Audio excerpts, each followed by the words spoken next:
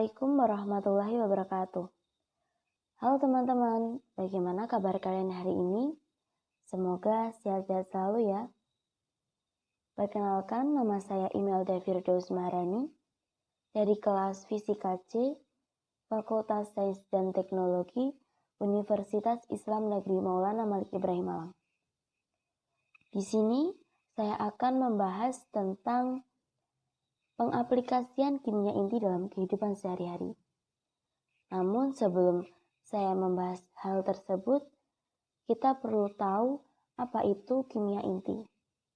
Jadi, kimia inti atau biasa disebut kimia nuklir merupakan cabang ilmu kimia yang mempelajari mengenai sifat-sifat dari inti atom, reaksinya dan fenomenanya termasuk nuklir dan radioaktivitas.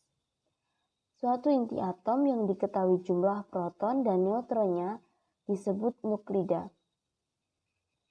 Adapun radioaktivitas adalah fenomena pemancaran partikel dan atau radiasi elektromagnetik oleh inti yang tidak stabil secara spontan. Nah, langsung ke contohnya. Contoh pengaplikasian reaksi kimia inti dalam kehidupan sehari-hari di bidang energi, yaitu seperti di PLTN. PLTN adalah pembangkit listrik tenaga nuklir. Jadi, di PLTN ini banyak reaksi kimia yang membebaskan banyak kalor, tetapi reaksi inti atau reaksi nuklir memberikan lebih banyak kalor. Energi yang sangat besar itu dapat digunakan dengan baik untuk menghasilkan sesuatu. Pusat tenaga nuklir mengendalikan reaksi nuklir sehingga energi yang dilepaskan dapat digunakan untuk pembangkit listrik. Suatu penerapan damai tetapi kontroversial dari visi inti adalah pembangkitan listrik menggunakan kalor yang dihasilkan dari reaksi rantai terbatas yang dilakukan dalam suatu reaktor nuklir. Ada 3 jenis reaktor nuklir yang dikenal, yaitu reaktor air ringan, yaitu menggunakan air ringan H2O sebagai moderator zat yang dapat mengurangi energi kinetik neutron. Lalu ada reaktor air berat yang menggunakan D20 sebagai moderator. Dan yang terakhir ada reaktor pembiak yaitu breeder reaktor menggunakan bahan bakar uranium tetapi tidak seperti reaktor nuklir konvensional. Reaktor ini menghasilkan bahan terfisikan lebih banyak daripada yang digunakan. Indonesia telah memiliki 3 reaktor nuklir untuk penelitian, yaitu Trigamark II Training Research and Isotope Production by General Atomic di Bandung, reaktor Kartini di Yogyakarta, dan reaktor GA Siwabesi di Serpong, Jawa Barat.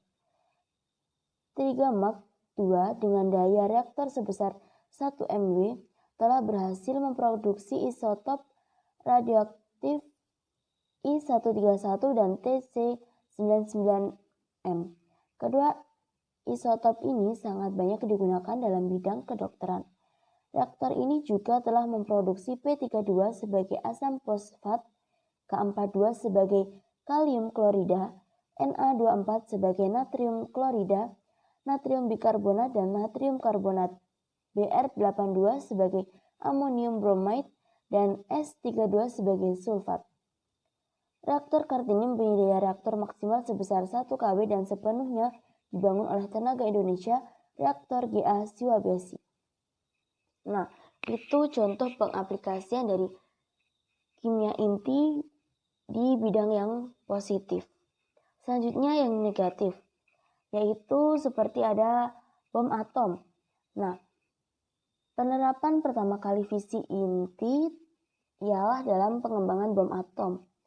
Faktor krusial dalam rancangan bom atom ini adalah penentuan massa kritis untuk bom atom itu.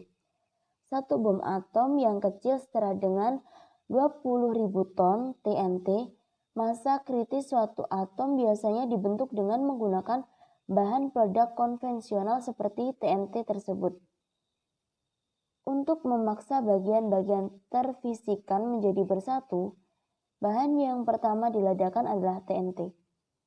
Sehingga ledakan akan mendorong bagian-bagian yang terfisikan untuk bersama-sama membentuk jumlah yang lebih besar dibandingkan massa kritis. Uranium 235 adalah bahan terfisikan dalam bom yang dijatuhkan di Hiroshima dan plutonium 239 digunakan dalam bom yang meledak di Nagasaki. Bom atom ini berhasil meluluh lantakan sebagian besar kawasan Jepang dan memakan banyak korban. Nah, kita tadi udah bahas pengaplikasian dari kimia inti, baik itu hal yang positif dan negatif. Selanjutnya adalah kesimpulan, yakni reaksi kimia inti adalah suatu reaksi yang melibatkan inti atom dan menyebabkan terjadinya perubahan-perubahan pada inti atom, di mana pada prosesnya memancarkan sinar radioaktif seperti alfa, beta, dan gamma. Ada beberapa jenis reaksi inti, yakni desintegrasi, transmutasi inti, fisi inti, dan fusi inti. Reaksi ini menghasilkan energi yang besar dan bahkan bersifat merusak meskipun banyak memiliki manfaat, akan tetapi resiko dari pengaplikasiannya juga sangat buruk jika diterima oleh tubuh manusia. Nah, saran untuk dari saya, mengingat akan bahayanya pengaplikasian dari reaksi kimia inti, perlu dipertimbangkan lebih hati-hati lagi, karena akan berdampak serius bagi kelangsungan hidup manusia dan generasi mendatang, terutama dalam kasus pengawetan makanan beradiasi dan reaktor nuklir. Jaminan di masa depan sangat tidak cerah. Apa yang semula dianggap sebagai alternatif terbaik bagi kebutuhan manusia akan energi yang terus meningkat, sekarang malah menjadi kontroversi internasional, khususnya untuk bangsa Indonesia yang negaranya masih akan terus berkembang.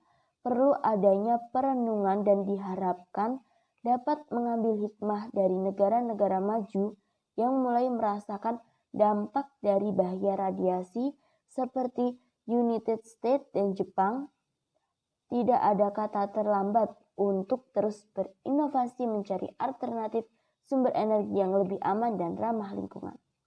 Mungkin itu yang dapat saya sampaikan. Kurang lebihnya saya mohon maaf yang sebesar-besarnya. Semoga apa yang saya sampaikan dapat bermanfaat untuk saya sendiri dan untuk kalian yang melihat video ini. Sekian dari saya. Wassalamualaikum warahmatullahi wabarakatuh.